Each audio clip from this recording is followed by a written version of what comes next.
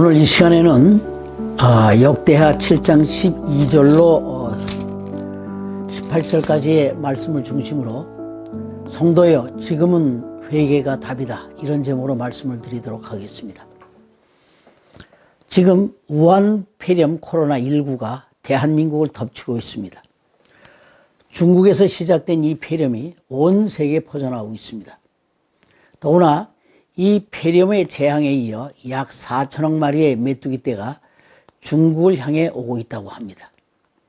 2019년 예멘에서 시작되어서 동아프리카와 이집트, 이란 등을 거쳐 파키스탄, 인도를 넘어 중국으로 다가오고 있다고 합니다. 성경은 이런 역병과 메뚜기떼는 악한 통치자들을 향한 하나님의 진노라고 말하고 있습니다. 역대상 21장에 보면 다윗의 오만 때문에 사흘간의 온역이 전 이스라엘 덮쳐 7만 명이나 죽었습니다.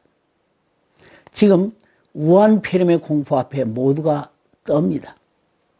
이번처럼 모두가 심각하게 느낀 적이 없습니다. 우리에게 닥친 이런 상황을 어떻게 타하게 해야 할까요? 회개가 그 답입니다. 이는 정치 지도자들의 무능이지만 또한 이에 대해서는 기독교인과 목사들에게 그 책임이 있음을 절감해야 합니다. 과연 시대의 파수꾼으로서 또한 소금과 빛의 역할을 했는가를 돌아봐야 합니다. 이런 때를 위해 하나님이 약속하신 것이 있습니다. 혹 내가 가뭄이나 메뚜기나 연병을 내릴 때 내 백성이 그 악한 길에서 떠나 회개하고 내 얼굴을 구하면 내가 듣고 그 죄를 사하고 그 땅을 고치리라 한 것입니다. 이 세상에서 참새 한 마리가 떨어지는 것도 하나님의 허락 없이는 안 됩니다. 솔로몬이 하나님의 성전을 짓고 난 후 봉헌 기도를 한 내용이 있습니다. 역대하 6장 28절로 30절 말씀에는 만일 이 땅에 기근이나 온역이나 메뚜기나 황충 등 무슨 재앙이나 질병이 있을 때 백성들이 이 전을 향하여 부르짖거든 도와주시옵소서라고 한 것입니다. 그래서 솔로몬이 봉헌하고 난 후 그 응답으로 하늘에서 불이 내려와 희생 제물을 태웠습니다. 그래서 이 일이 끝난 다음 밤에 솔로몬이 잠자고 있을 때 여호와께서 나타나셨습니다. 내가 내 기도를 들었다. 그러니 내가 하늘을 닫아 비가 없거나 혹 메뚜기 떼의 재앙이나 역병을 보내 내 백성 가운데 유행하게 할 때는 이렇게 하라는 것입니다.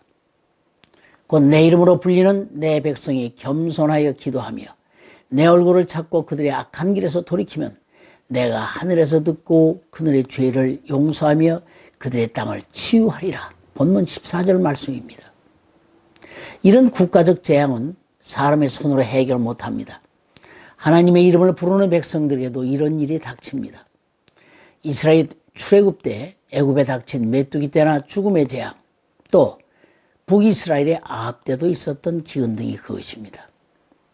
이는 악한 자들을 향한 하나님의 징계입니다.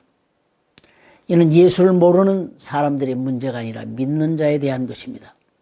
목사와 하나님의 자녀인 성도들입니다. 때문에 주님 앞에 엎드려 회개하고 기도해야 합니다. 기도하되 기도만 하지 말고 그 악한 길에서 떠나야 합니다. 하나님 앞에 높아졌던 자신을 낮추고 하나님의 얼굴을 구하며 기도하되 우리의 악한 행실을 회개해야 합니다. 개인이나 교회, 국가의 문제에 악한 것이 있었으면 그것을 놓고 하나님께 대적하지 않겠습니다 라고 해야 합니다. 하나님을 대적하는 이 근원이 에덴 동산의 선악과입니다. 선악과는 하나님의 뜻 위에 자기의 뜻과 견해를 두는 것입니다. 이건 내놓지 않으면 그 고통은 또 다른 고통으로 이어집니다. 하나님의 뜻은 인간에게 고통을 주는 것이 아니라 깨닫고 돌아서 축복받으라는 것입니다. 그러나 재앙이 하나님의 경고인 줄 깨닫지 못하며 회개치 않고 이방신을 섬기면 너희가 가지고 있는 모든 번영을 다 뿌리채 뽑아버리겠다는 것입니다.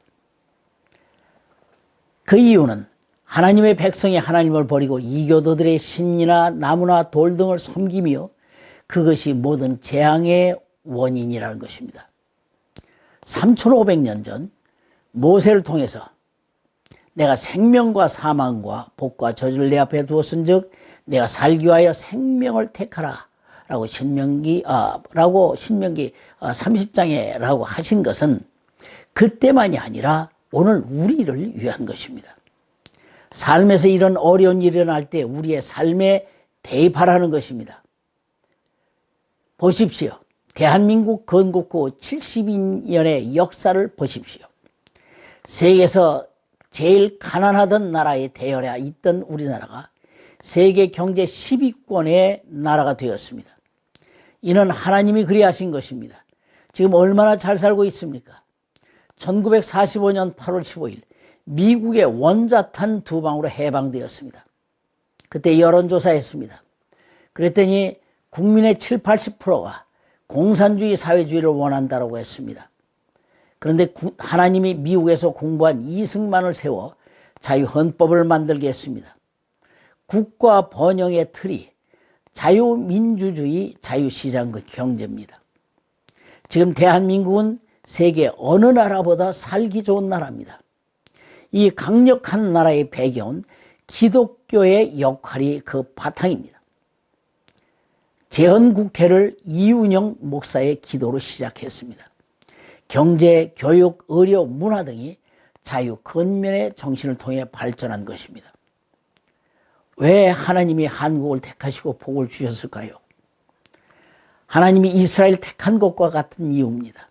그들이 뛰어난 것이 아니라 하나님이 함께하는 나라는 이렇게 된다는 것을 보여주심처럼 기독교인이 국민의 5분의 1이나 되는 한국을 이 시대의 본때로 보여주시는 것입니다. 그런데 이스라엘이 흥왕하니 하나님을 잃어버리고 내 힘으로 되었다라고 할 때 성전이 파괴되고 모두가 포로가 되어 멸망하게 되었습니다. 그런데 지금 한국이 그렇습니다. 목사와 성도들이 하나님을 잊어버리고 말씀을 제대로 전하지 못했습니다. 하나님이 흥왕케 된 것은 이유가 있는데 그 빛과 소금의 역할을 제대로 못했습니다. 제대로 감당치 못하면 멸망할 수밖에 없는 것입니다. 시대의 파수꾼의 역할을 기독교인이 해야 합니다. 대한민국의 위기를 알아야 됩니다. 이스라엘의 패망의 원인이 있습니다. 그래서 오만한 그들을 하나님이 삼키라 한 것입니다. 이사야 56장 9절에 보면 들의 짐승들아 산림 중에 짐승들아 다 와서 삼키라 했습니다. 재앙입니다. 파수꾼이 눈이 멀면 국가가 멸망합니다. 말 못하는 짐승이요 짖지 못하는 개입니다. 목사와 성도들이 그렇습니다. 밖을 못 보고 자기 이익만 추구합니다. 파수꾼이 역할 못하면 하나님이 심판하십니다. 목사와 성도들이 이 역할을 해야 합니다. 그런데 기독교가 타락했습니다. 샤머니즘과 기독교가 어지럽게 합쳐지고 있습니다. WCC, 신천지 등입니다. 기복신앙이 그 중심입니다. 왜? 하나님의 말씀에 깊이가 없기 때문입니다. 또한 이 사회주의 공산주의를 기웃거리는 이들이 생겨나고 있습니다. 공짜로 무엇을 누리려는 것입니다. 기독교 안에도 종북 주사파 많습니다. 해방 후에 남북한이 동일선상에서 출발했습니다. 그런데 지금 결과를 보십시오. 북한은 여전히 세계에서 가장 못 사는 나라입니다. 중국, 러시아 등 모든 사회주의 국가가 그렇습니다. 인권이 없습니다. 이런 나라에게는 하나님이 복 주지 않으십니다. 기독교와 공산주의, 사회주의는 절대 양립할 수 없습니다. 공산주의는 유물론입니다. 마귀의 산물입니다.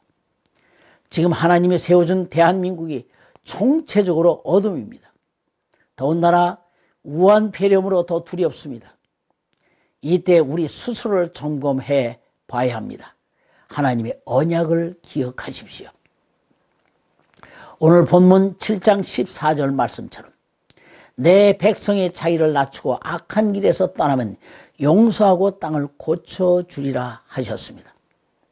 요나가 니느웨의 하나님의 심판을 경고했을 때 왕이야 모든 백성 및 짐승들까지도 금식해 하며 회개했을 때 하나님이 심판의 손을 거두셨습니다. 지금이라도 깨닫게 해 주셨으니 회개하며 이 역병에서 건져달라고 기도하십시다. 주님은 약속하셨으니 반드시 이 나를 회복시켜 주실 것입니다. 아멘.